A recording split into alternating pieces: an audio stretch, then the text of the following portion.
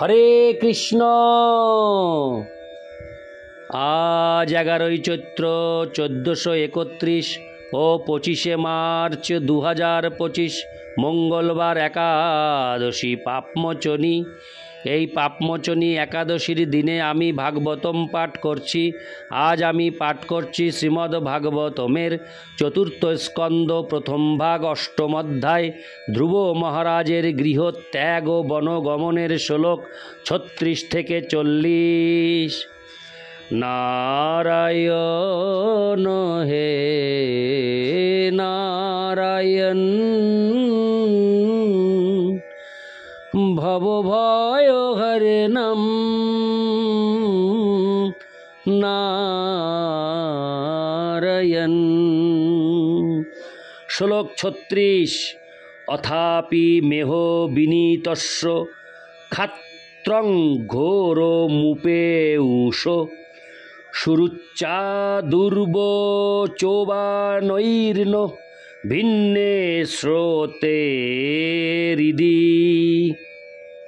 অনুবাদ: হে প্রভু, আমি অত্যন্ত দুর্বিনীত, তাই আপনার উপদেশ গ্রহণ করছি না। কিন্তু এটি আমার দোষ নয়। ক্ষত্রিয় কুলে জন্মগ্রহণ করার ফলে আমি এমন হয়েছি। আমার বিমাতা সুরুচি তার দুরুক্তিরূপ বাণের দ্বারা আমার হৃদয়কে বিদ্ধ করেছেন, তাই আপনার মূল্যবান উপদেশ আমার হৃদয়ে স্থান পাচ্ছে না। তাৎপর্য: বলা হয় যে হৃদয় বা মন ঠিক একটি মাটির পাত্রের মতো। একবার তা ভেঙে গেলে তাকে আর কোনো উপায়েই সারানো যায় না। ধ্রুব মহারাজ নারদ মুনিকে এই দৃষ্টান্তটি দিয়েছিলেন। তিনি বলেছিলেন যে তার বিমাতার দুরুক্তি রূপ হরে কৃষ্ণ তিনি বলেছিলেন যে তার বিমাতার দুরুক্তি রূপ বাণের দ্বারা তার হৃদয় বিদ্ধ হওয়ায় তা এমনই মর্মাহত হয়েছে যে সেই অপমানের প্রতিশোধ নেওয়ার বাসনা ছাড়া আর কোনো কিছুতেই তার রুচি নেই। তার বিমাতা তাকে বলেছিলেন যে যেহেতু মহারাজ উত্থানপাদের অবহেলিত রানী সুনীতির গর্ভে তার জন্ম হয়েছিল, হরে কৃষ্ণ, সুনীতির গর্ভে তার জন্ম হয়েছিল, তাই ধ্রুব মহারাজ রাজসিংহাসনে অথবা তার পিতার কোলে বসার উপযুক্ত ছিলেন না। অর্থাৎ তার বিমাতার মত অনুসারে তিনি রাজা হওয়ার যোগ্য ছিলেন না। তাই ধ্রুব মহারাজ দেবশ্রেষ্ঠ ব্রহ্মার পদ থেকেও উচ্চতর লোকের রাজা হওয়ার সংকল্প করেছিলেন। ধ্রুব মহারাজ পরোক্ষভাবে মহর্ষি নারদকে জানিয়েছিলেন যে 4 প্রকার মানবোচিত মনোভাব রয়েছে: ব্রাহ্মণোচিত মনোভাব, ক্ষত্রিয়োচিত মনোভাব, বৈশ্যচিত মনোভাব এবং শূদ্রচিত মনোভাব। এক বর্ণের মনোভাব অন্য বর্ণের মানুষদের ক্ষেত্রে প্রযোজ্য নয়। নারদ মুনি যে দার্শনিক মনোভাবের উপদেশ দিয়েছিলেন তা ব্রাহ্মণের উপযুক্ত হলেও ক্ষত্রিয়ের উপযুক্ত নয়। ধ্রুব মহারাজ স্পষ্টভাবে স্বীকার করেছিলেন যে তার মধ্যে ব্রাহ্মণোচিত বিনয়ের অভাব ছিল এবং তাই তিনি নারদ মুনির দর্শন স্বীকার করতে অক্ষম ছিলেন। ধ্রুব মহারাজের উক্তিটি ইঙ্গিত করে যে শিশুকে যদি তার প্রবৃত্তি অনুসারে শিক্ষা না দেওয়া হয় তাহলে তার পক্ষে কোনো বিশেষ মনোভাব বিকশিত করা সম্ভব নয়। গুরুদেব বা শিক্ষকের কর্তব্য হচ্ছে বিশেষ বালকের মনোবৃত্তি পর্যবেক্ষণ করে তাকে বিশেষ বৃত্তি অনুসারে শিক্ষাদান করা। ধ্রুব মহারাজ ইতিমধ্যেই ক্ষত্রিয়োচিত মনোভাব অনুসারে শিক্ষালাভ করেছিলেন এবং তার পক্ষে ব্রহ্মণ্য দর্শন গ্রহণ করা সম্ভব ছিল না। আমেরিকায় ব্রাহ্মণ এবং ক্ষত্রিয়োচিত মনোভাবের বৈষম্যের ব্যবহারিক অভিজ্ঞতা আমাদের রয়েছে। যে সমস্ত আমেরিকান বালকেরা শূদ্রোচিত শিক্ষা লাভ করেছে তারা রণভূমিতে যুদ্ধ করার উপযুক্ত নয়। তাই যখন তাদের সেনাবাহিনীতে যোগদান করার জন্য আহ্বান করা হয় তখন তারা তা প্রত্যাখ্যান করে, কারণ তাদের মনোভাব ক্ষত্রিয়োচিত নয়। সমাজে এটি হচ্ছে মহা অসন্তোষের কারণ। বালকদের ক্ষত্রিয়োচিত মনোভাব না থাকার অর্থ এই নয় যে তারা ব্রাহ্মণোচিত গুণাবলীতে শিক্ষিত হয়েছে। তাদের শূদ্রের শিক্ষা দেওয়া হয়েছে এবং তার ফলে নিরাশ হয়ে তারা হিপি হয়ে যাচ্ছে, কিন্তু তারা শূদ্রত্বের সর্বনিম্ন স্তরে অধঃপতিত হওয়া সত্ত্বেও কৃষ্ণ ভাবনামৃত আন্দোলনে যোগ দেওয়ার সঙ্গে সঙ্গে ব্রাহ্মণোচিত গুণাবলী লাভের শিক্ষাপ্রাপ্ত হচ্ছে। পক্ষান্তরে বলা যায় যে যেহেতু কৃষ্ণ ভাবনামৃত আন্দোলনের দ্বার সকলেরই জন্য খোলা রয়েছে, তাই সকলেই ব্রাহ্মণোচিত গুণাবলী অর্জন করতে পারে। বর্তমান সময়ে এটি সবচাইতে বড় প্রয়োজন, কারণ এখন প্রকৃতপক্ষে কোনো ব্রাহ্মণ বা ক্ষত্রিয় নেই, কেবল রয়েছে কিছু বৈশ্য, আর অধিকাংশ মানুষই হচ্ছে শূদ্র।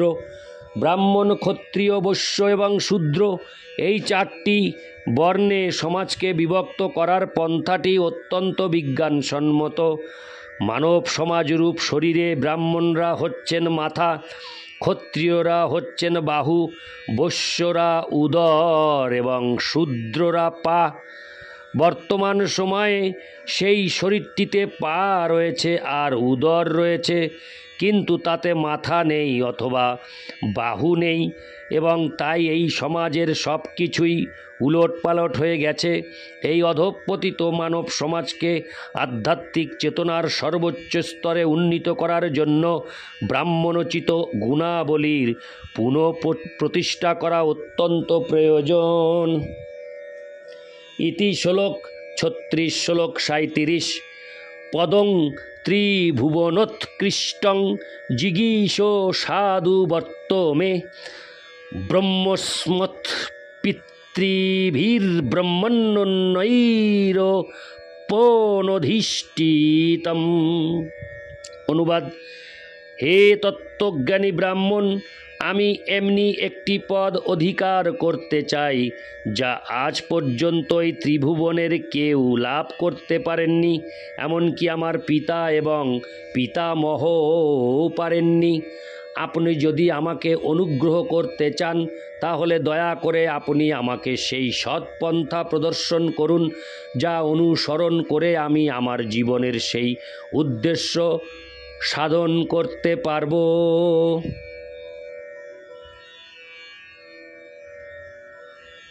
তাৎপর্য: ধ্রুব মহারাজ যখন নারদ মুনির সেই ব্রাহ্মণোচিত উপদেশ গ্রহণ করতে অস্বীকার করেন, তখন স্বাভাবিকভাবেই প্রশ্ন জাগে, তাহলে তিনি কী ধরনের উপদেশ চেয়েছিলেন?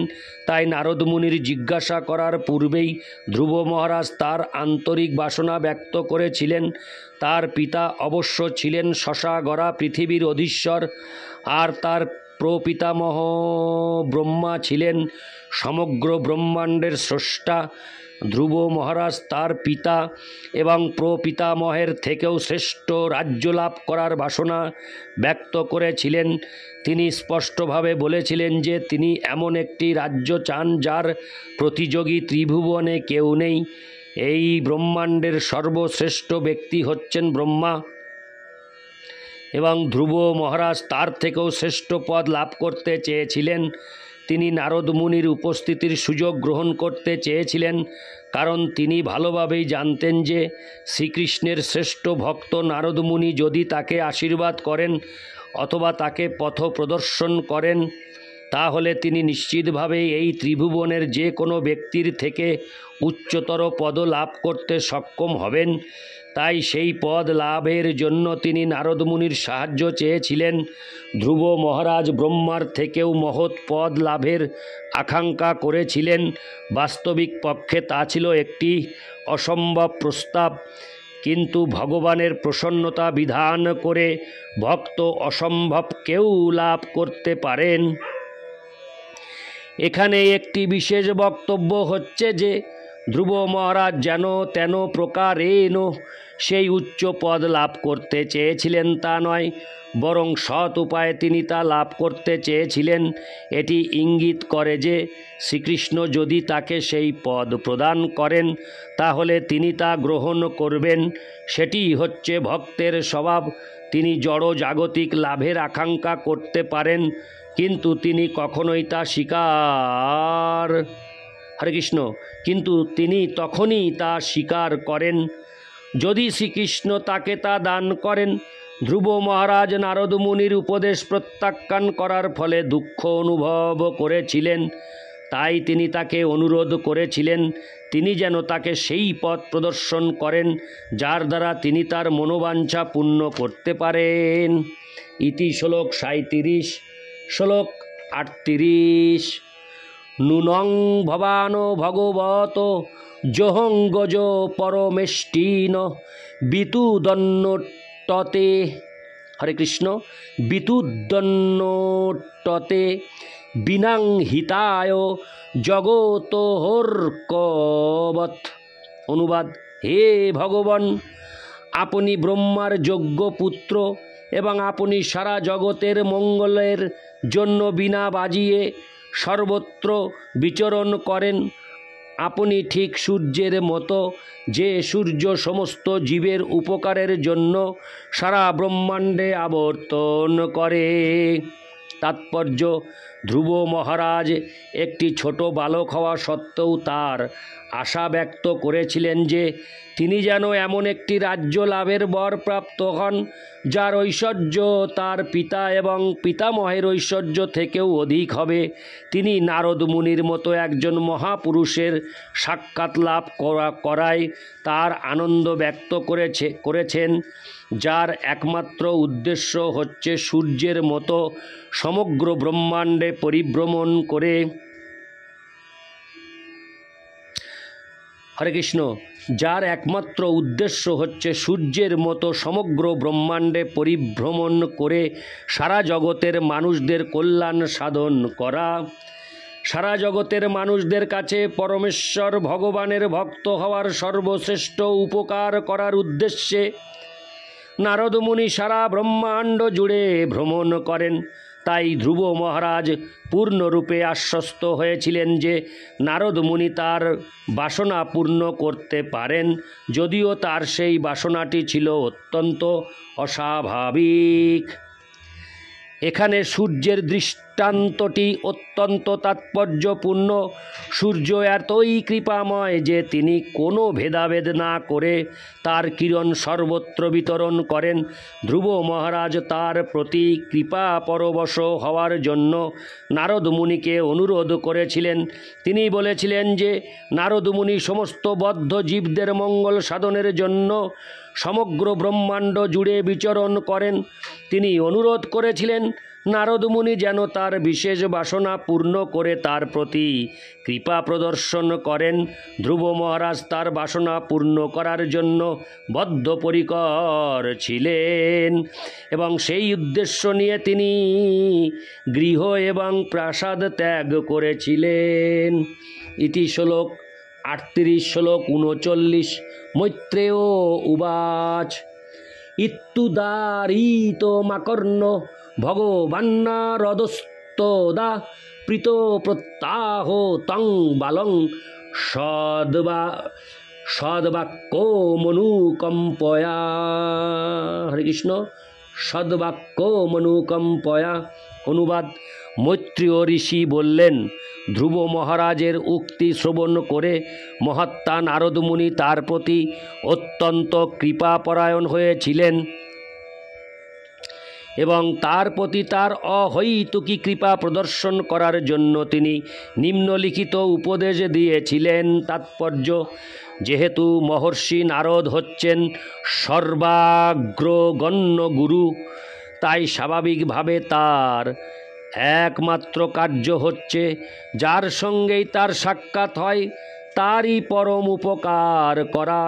কিন্তু ধ্রুব মহারাজ ছিলেন একটি শিশু এবং তাই তার চাওয়াও ছিল একটি ক্রীড়াশীল শিশুর মতো।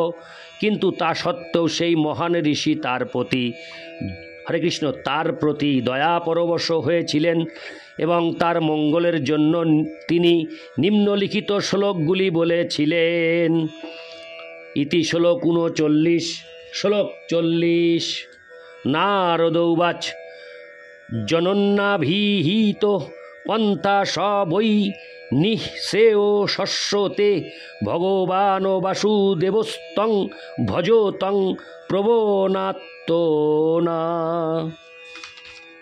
অনুবাদ: মহর্ষি নারদ ধ্রুব মহারাজকে বললেন, তোমার মা সুনীতি তোমাকে যে ভগবত ভক্তির পন্থা অনুসরণ করার উপদেশ দিয়েছেন তা তোমার জন্য সর্বতোভাবে উপযুক্ত। তাই তোমার উচিত ভগবত ভক্তিতে পূর্ণরূপে মগ্ন হওয়া। তাৎপর্য: ধ্রুব মহারাজ ব্রহ্মার থেকেও শ্রেষ্ঠতর ধাম প্রাপ্ত হতে চেয়েছিলেন। এই ব্রহ্মাণ্ডে ব্রহ্মার পদ হচ্ছে সর্বশ্রেষ্ঠ, কারণ তিনি হচ্ছেন সমস্ত দেবতাদের মধ্যে প্রধান। কিন্তু ধ্রুব মহারাজ তার থেকেও শ্রেষ্ঠতর রাজ্য আকাঙ্ক্ষা করেছিলেন, তাই কোনো দেবতার পূজার দ্বারা তার সেই বাসনা পূর্ণ হওয়ার ছিল না। ভগবদ গীতায় বর্ণনা করা হয়েছে যে দেবতাদের প্রদত্ত বর ক্ষণস্থায়ী, তাই ধ্রুব মহারাজকে তার মায়ের উপদেশ অনুসারে বাসুদেব শ্রীকৃষ্ণের আরাধনা করার পন্থা অনুসরণ করতে নারদ মুনি বলেছিলেন। শ্রীকৃষ্ণ যখন কোনো কিছু দান করেন তা ভক্তের আশার অতীত।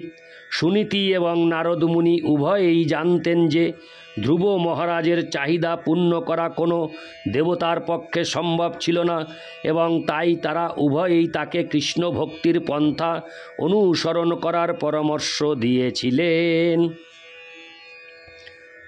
নারদ মুনিকে এখানে ভগবান বলে সম্বোধন করা হয়েছে, কারণ তিনি ঠিক পরমেশ্বর ভগবানের মতো যে কোনো ব্যক্তিকে আশীর্বাদ করতে পারেন। তিনি ধ্রুব মহারাজের প্রতি অত্যন্ত প্রসন্ন হয়েছিলেন এবং তিনি নিজেই তৎক্ষণাৎ তার মনোবাঞ্ছা সবই পূর্ণ করতে পারতেন। কিন্তু সেটি গুরুদেবের কর্তব্য নয়। তার কর্তব্য হচ্ছে শিষ্যকে শাস্ত্রানুমোদিত রীতি অনুসারে ভগবত ভক্তিতে যুক্ত করা। একইভাবে শ্রীকৃষ্ণ অর্জুনের সম্মুখে উপস্থিত ছিলেন এবং যদিও তিনি তাকে শত্রুপক্ষের সঙ্গে যুদ্ধ না করেই জয়লাভের সমস্ত ব্যবস্থা করে দিতে পারতেন, তবুও তিনি তা করেননি। পক্ষান্তরে তিনি অর্জুনকে যুদ্ধ করতে উপদেশ দিয়েছিলেন। তেমনি ধ্রুব মহারাজকে তার ঈপ্সিত ফল লাভ করার জন্য নারদ মুনি তাকে ভগবত ভক্তির পন্থা অনুসরণ করার উপদেশ দিয়েছিলেন। ইতি শ্লোক 40। নারায়ণ হে নারায়ণ ভবভয়হরণম নারায়ণ। হরে কৃষ্ণ।